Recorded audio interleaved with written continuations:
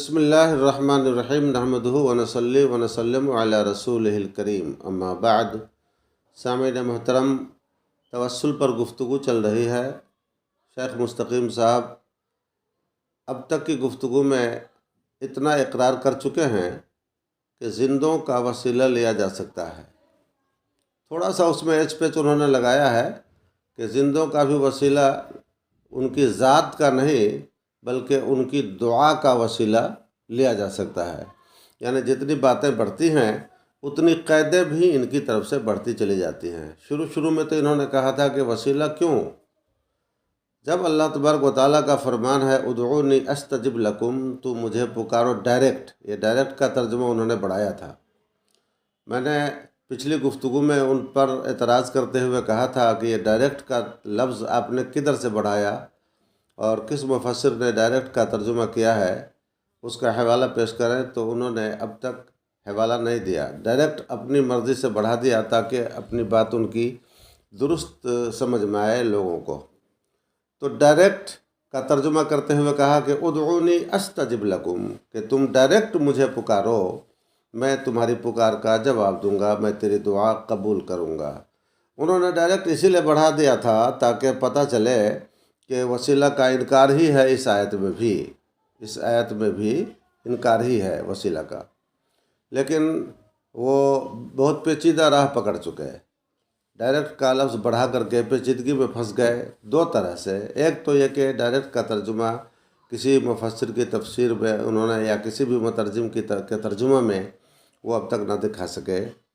دوسری بات یہ ہے کہ اسی آیت کو یہ دلیل بناتے ہیں وسیلہ کے انکار پر کہ اللہ کا جب فرمان ہے کہ مجھے ڈائریکٹ پکارو، میں تمہاری پکار کا جواب دوں گا، تو پھر وسیلہ کی کیا ضرورت ہے، وسیلہ کا کیا کام ہے؟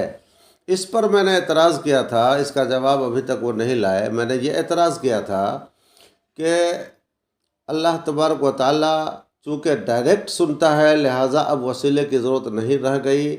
تو یہ ڈائریکٹ سننے والی جو صفت ہے اللہ تعالیٰ کی، کیا آقا علیہ السلام کی حیات ظاہری تک ہی وہ صفت تھی، یا آپ کی حیات ظاہری کے بعد بھی وہ صفت اللہ تعالیٰ کی باقی ہے؟ اس کا جواب آپ نے نہیں دیا، کیونکہ جواب دینے میں آپ کو لازمی طور پر الجھنا تھا، پھنسنا تھا، لاجواب ہونا تھا۔ میرا تو یہ عقیدہ ہے کہ اللہ تبارک و تعالیٰ نبی اکرم صلی اللہ تعالیٰ علیہ وسلم کی حیات ظاہری میں بھی ڈائریکٹ سننے والا ہے، آپ کی حیات ظاہری کے بعد بھی ڈائریکٹ سننے والا ہے۔ تو پھر حضور علیہ السلام کے زمانے میں حضور کی ذات کا وسیلہ لینا یا ان کی دعا کا وسیلہ لینا، اور ان کے وصال فرما جانے کے بعد ان کی ذات کا یا ان کی دعا کا وسیلہ نہ لینا، اس میں کیا فرق پڑ گیا؟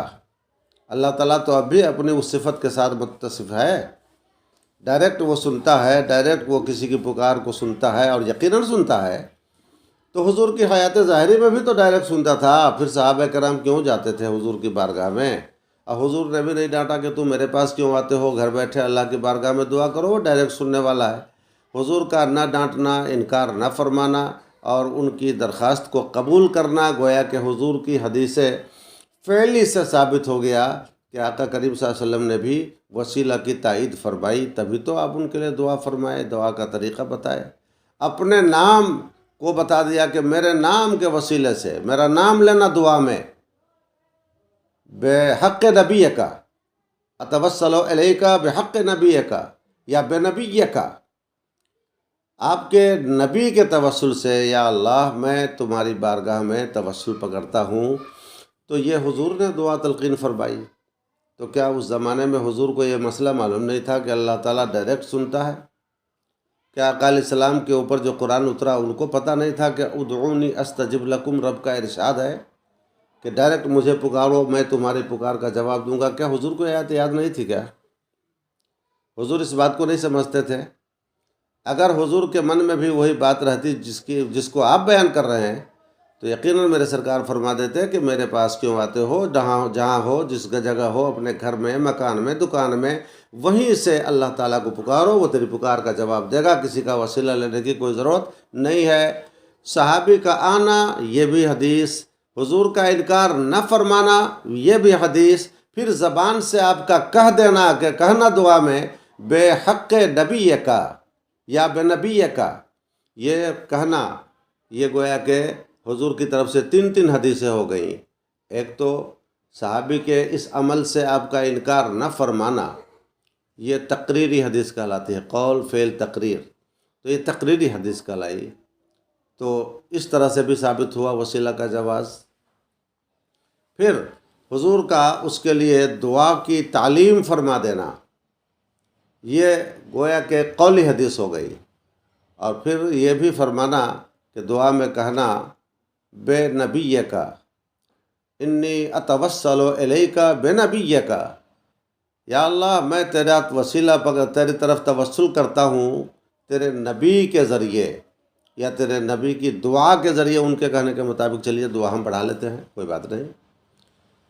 تو حضور کا یہ تعلیم فرمانا، یہ ارشاد فرمانا، یہ دلیل نہیں بنی کہ وسیلہ کو حضور نے بھی جائز رکھا؟ اور یہ جو آپ کہتے ہیں کہ حیات میں تو ٹھیک ہے، بعد حیات نہیں کر سکتے، اس پر کوئی حدیث تو ابھی تک آپ نے پیش نہیں کی۔ صرف میری پیش کی ہوئی حدیثوں میں ایچ پیچ آپ نکال رہے ہیں اب تک، اپنی طرف سے تو کوئی حدیث آپ نے پیش نہیں کیا وسیلہ کے عدم جواز پر یا وسیلہ کے شرک ہونے پر۔ وسیلہ کو آپ نے شرک بتایا ہے، تو آپ اس کے شرک ہونے پر کوئی حدیث پیش کیجئے، کیونکہ خود کو آپ اہل حدیث بھی تو کہتے ہیں۔ تو اہل حدیث ہوں لیکن ان کا دعویٰ بغیر حدیث کے ہو، یہ تو عجوبہ ہو جائے گا۔ اس لیے اب آپ پر ضروری ہے کہ اپنے دعووں کو حدیث سے مزین کریں۔ کس حدیث میں وسیلہ پکڑنے کو، اور وہ بھی آپ کی حیات ظاہری کے بعد وسیلہ پکڑنے کو شرک کہا گیا ہے، وہ حدیث آپ پیش کریں۔ اب وہ حدیث جو میں نے پیش کی تھی عثمان بن حنیف والی، اس پر آپ نے 2-4 باتیں کی ہیں۔ ایک بات تو کی ہے کہ دعا کا وسیلہ لیا، ذات کا نہیں۔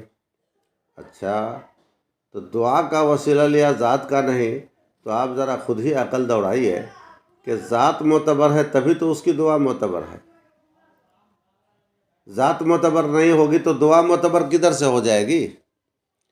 تو دعا کو معتبر ہونا موقوف ہے ذات کے معتبر ہونے پر، اس میں بھی ذات کا ہی دخل ہے۔ دوسری بات آپ نے کہی کہ وہ معجزہ ہے، وہ سرکار کا معجزہ ہے، اور معجزہ کسی بات کی دلیل نہیں۔ اللہ اکبر! یہاں پہ تو مجھے حیرت ہوتی ہے، حالانکہ معجزہ کسی بھی نبی اور کسی بھی رسول کی رسالت اور نبوت کے اس بات پر دلیل ہوا کرتا ہے۔ آپ کہتے ہیں کسی بات کی دلیل نہیں ہوتا معجزہ، تو کیا بیکار چیز ہے معجزہ؟ جبکہ بہت بڑی چیز کے اس بات کے لیے معجزہ پیش کیا جاتا ہے۔ ولی کی ولایت اور اس کی ولایت ثابت کرنے کے لیے کرامت دکھلائی جاتی ہے، نبی کی نبوت دکھانے کے لیے معجزہ دکھایا جاتا ہے، رسول کی رسالت بتانے کے لیے معجزہ دکھایا جاتا ہے، اور آپ کہتے ہیں معجزہ کسی بات کی دلیل ہی نہیں بنتی ہے۔ یہ تو اور تعجب کا مقام ہے، حیران کرنے والی بات ہے۔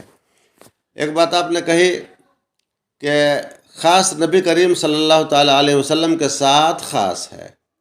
اللہ اکبر! یعنی وسیلہ کو آپ شرک بھی کہہ رہے ہیں اور پھر حضور علیہ السلام کے ساتھ خاص بھی کر رہے ہیں، یعنی وہ شرک ان کے ساتھ کیا جا سکتا ہے؟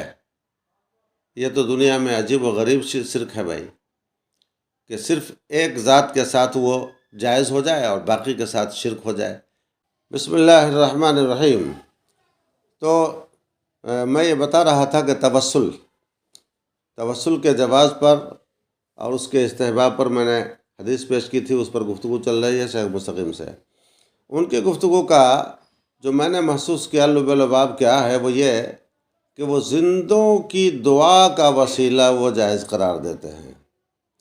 ایک تو زندہ ہونا چاہیے، اور دوسری بات کہ ان کی دعا ہونا چاہیے، ان کی ذات کا توسل نہیں بلکہ ان کی دعا کا توسل، اور وہ بھی زندہ۔ تو اب میں ان کے سامنے ایک حدیث پیش کرتا ہوں۔ حضرت عمر رضی اللہ تعالیٰ عنہ کے زمانہ خلافت میں صحابہ کرام رضوان اللہ تعالیٰ علیہ مجمعین کو قحط کا سامنا ہوا۔ حدیث کے الفاظ اس طرح ہیں: ان مالک الدار قال وکان خازن عمر علی الطعام قال اصاب الناس قحط فی زمن عمر فجاء رجل الى قبر النبی صلی اللہ تعالی وسلم فقال یا رسول اللہ استسق لأمتك فإنهم قد هلكوا فأتى رجل في المنام فقيل له ائت عمر فاقرأه السلام وأخبره إنكم ستسقون وقل له عليك الكيس فأتى عمر فأخبره فبكى عمر ثم قال يا رب لا آلو الا ما عجزت عنہ. یعنی مالک دار جو حضرت عمر رضی اللہ تعالیٰ عنہ کے وزیر خوراک تھے، وہ بیان کرتے ہیں کہ حضرت عمر رضی اللہ تعالیٰ عنہ کے زمانہ میں ایک بار لوگوں پر قحط آ گیا. ایک شخص حضرت بلال بن حارث مزنی رسول اللہ صلی اللہ علیہ وسلم کی قبر مبارک پر گیا. قبر مبارک پر، ظاہر بات ہے حضور کی حیات کے بعد اور پھر حضرت عمر کے زمانہ خلافت کی بات ہے، تو قبر پر گیا اور عرض کیا یا رسول اللہ. حدیث میں آیا ہے فقال یا رسول اللہ. ندائے یا رسول اللہ کا ثبوت بھی اس حدیث سے ہو گیا. یا رسول اللہ سے بھی پریشانی رہتی ہے غیر مقلدین حضرات کو. اب اس حدیث میں تو یا رسول اللہ صحابی کہہ رہے ہیں. کہا یا رسول اللہ اپنی امت کے لیے بارش کی دعا کیجیے کیونکہ وہ قحط سے ہلاک ہو رہے ہیں. نبی صلی اللہ علیہ وسلم نے اس شخص کے خواب میں تشریف لائے اور فرمایا عمر کے پاس جاؤ، ان کو سلام کہو اور یہ خبر دو کہ تم پر یقیناً بارش ہوگی، اور ان سے کہو تم پر سوجھ بوجھ لازم ہے، تم پر سوجھ بوجھ لازم ہے. پھر وہ حضرت عمر کے پاس گئے اور ان کو یہ خبر دی.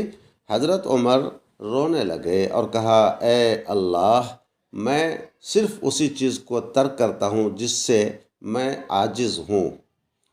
یہ حدیث میں نے پڑھی. بلال بن حارث مزنی وہ قبر رسول پہ گئے اور انہوں نے قبر رسول پہ جا کے عرض کیا یا رسول اللہ، آپ کی امت قحط سے ہلاکت میں پڑ رہی ہے، آپ ان کے لیے دعا فرمائیں. تو آقا کریم صلی اللہ تعالیٰ علیہ وسلم اس شخص کے خواب میں آئے اور فرمایا کہ جاؤ عمر کو میرا سلام کہو اور کہو کہ تم پر بارش ہوگی، اور یہ کہ سوجھ بوجھ سے کام لو، سوجھ بوجھ لازم پکڑو. اس حدیث میں بتائیے کہ یہ بلال بن حارث مزنی کہاں گئے ہیں؟ دربار رسول میں گئے ہیں یا قبر رسول پہ گئے ہیں؟ حیات ظاہری میں گئے ہیں یا حیات ظاہری کے بعد وصال فرمانے کے بعد گئے ہیں؟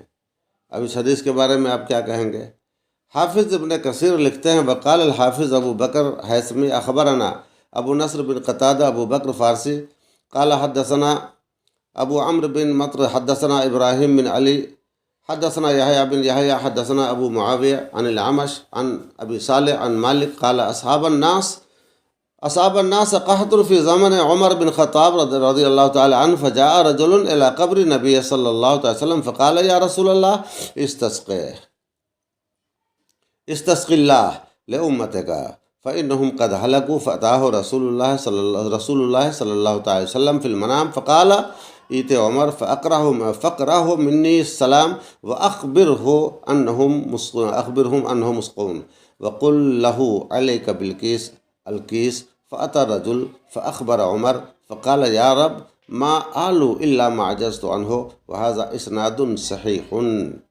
ترجمہ تقریباً وہی ہے، یعنی حضرت عمر بن خطاب رضی اللہ تعالیٰ عنہ کے زمانہ میں ایک بار قحط ہوا.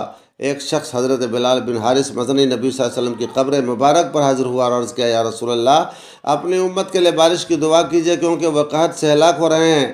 نبی صلی اللہ تعالی وسلم اس شخص کے خواب میں تشریف لائے اور فرمایا عمر کے پاس جاؤ اور ان کو میری طرف سے سلام کہو اور ان کو یہ خبر دو کہ تم پر یقیناً بارش ہوگی، اور ان سے کہو کہ تم سوجھ بوجھ سے کام لو. اس شخص نے جا کر حضرت عمر رضی اللہ تعالیٰ عنہ کو خبر دی. حضرت عمر نے کہا اے میرے رب، میں صرف اسی چیز کو ترک کرتا ہوں جس سے میں عاجز ہوں. اس حدیث کی سند صحیح ہے. یہ حافظ ابو بکر حافظ ابن کثیر نے اس کی روایت کی، اور یہ حافظ ابن کثیر وہ ہیں جن پر ہمارا اور غیر مقلدین سبوں کا اتفاق ہے. ان کو سبھی مانتے ہیں، ان کے نزدیک بھی یہ مسلم ہے. انہوں نے بھی اس حدیث کی سند کو قبول کیا. حافظ ابو عمرو بن عبد البر اور امام ابن اسیر نے بھی اس روایت کو ذکر کیا ہے۔ علم حدیث میں حافظ ابن کثیر کی شخصیت موافقین مخالفین سب کے نزدیک مسلم ہے۔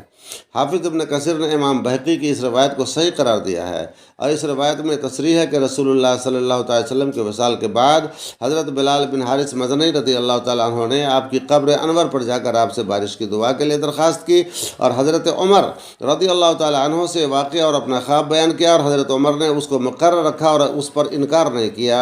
اس سے معلوم ہوا کہ حضرت عمر رضی اللہ تعالیٰ عنہ کے نزدیک بھی وصال کے بعد صاحب قبر سے دعا کی درخواست کرنا جائز ہے۔ اب جو چیز حضرت عمر رضی اللہ تعالیٰ عنہ کے پاس جائز ہے، اب آپ کے پاس جائز نہیں ہے۔ آپ خود اپنا اندازہ کیجئے اور محاسبہ کیجئے کہ آپ کن کا مقابلہ کر رہے ہیں، کن کا سامنا کر رہے ہیں۔ صحابہ کرام تو قبر رسول پر جا کر دعا کی درخواست کریں، اور آپ بول رہے ہیں کہ صرف زندوں کی دعا کا وسیلہ لیا جا سکتا۔ اب تو مجھے لگتا ہے کہ ایک قید اور بڑھائیے گا آپ، یا زیادہ سے زیادہ آپ یہ کہہ دیجیے گا کہ یہ بھی خاص ہے حضور علیہ السلام کے ساتھ، یعنی جتنے شواہد اور جتنے دلائل، جتنی حدیثیں، جتنی سندیں، جتنی دلیلیں پیش کر دی جائیں، ان پر سب کے بارے میں آپ الگ الگ قید بڑھاتے چلے جائیے۔ ہاں اس طرح سے ہو تو جائز، ہاں اس طرح سے بھی ہو تو جائز، اس طرح سے بھی ہو تو جائز، یعنی گڑ کھائے گلگلہ سے پرہیز کر رہے ہیں آپ۔ کمال کی بات ہے، اس کا کیا جواب دیں گے آپ؟ اچھا، دعا کا وسیلہ لینا جائز اور صاحب دعا کا نہیں، یہ کس عقل میں آتی ہے بات؟ دعا صفت ہے، صاحب دعا موصوف ہیں، تو موصوف مقبول تب نہ صفت مقبول، موصوف مقبول نہیں صفت کیسے مقبول ہو جائے؟ تو یہ سب چیزیں ہیں، دراصل آپ اس پر غور نہیں کرتے ہیں، جس کی وجہ سے آپ بھٹک رہے ہیں۔ میں کہوں گا کہ آپ غور کریں، اور پھر یہ میں پھر سے دہرا دوں کہ آپ وسیلہ کے عدم جواز پر یا شرک پر کوئی دلیل پیش کریے، کوئی حدیث پیش کیجئے، میں اس حدیث کو بھی تو دیکھوں کہ کتنی صحیح ہے۔ اگر آیت ہو تو آیت پیش کیجئے، تو کوئی آیت نہیں، کوئی حدیث نہیں، اور اپنے من کی آپ کہے جا رہے ہیں۔ میں ادھر سے حدیثیں پیش کر رہا ہوں، کئی حدیثیں پہلے بھی پیش کر دیا تھا، آج ایک پھر نئی حدیث پیش کیا، تو پھر آپ بھی تو کچھ حدیث لائیے جو آپ کے دعوے کی تائید کر رہی ہو۔ میں انتظار کروں گا کہ آپ وسیلہ کے شرک ہونے پر کون سی حدیث یا کون سی قرآن کی آیت پیش کرتے ہیں، مجھے اس آیت کا یا اس حدیث کا انتظار ہے۔